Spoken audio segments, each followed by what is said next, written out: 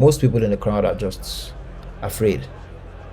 They're afraid of being wrong, afraid of being judged, afraid of standing somewhere exposed while everyone else is safe. And that fear is completely human. I'm not here to look down on it. But here's the problem with the crowd. The crowd moves by consensus, not by truth.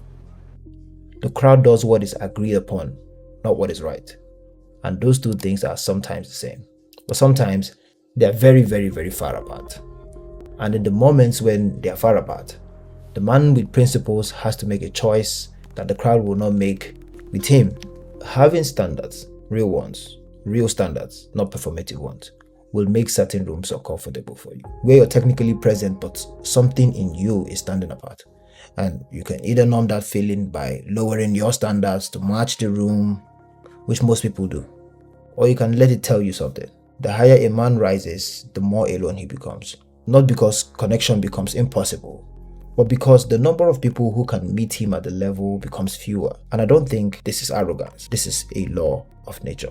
The higher the mountain, the fewer the people at the peak. Not because the peak is exclusive, but because the climb is hard.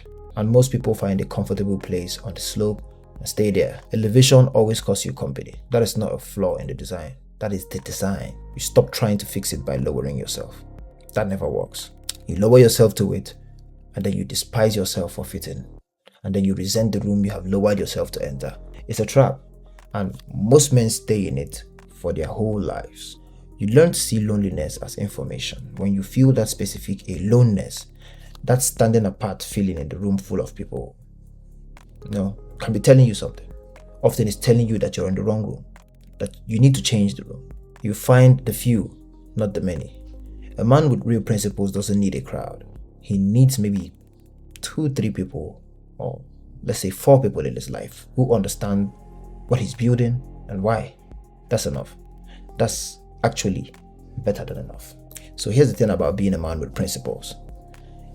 In a world that rewards flexibility and performance and going along, it's hard. It will cost you. It will make certain things lonelier than they need to be. But there's something on the other side of that loneliness that almost nobody talks about. A kind of self-possession that you cannot buy, cannot fake, cannot borrow from someone else. It's the feeling of knowing exactly who you are when the room is empty and the crowd has gone home.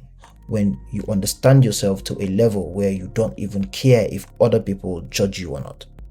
You know you stand for something. Most men never find that. They spend their whole life trying to be liked and they die without ever having to be real. Don't be that man.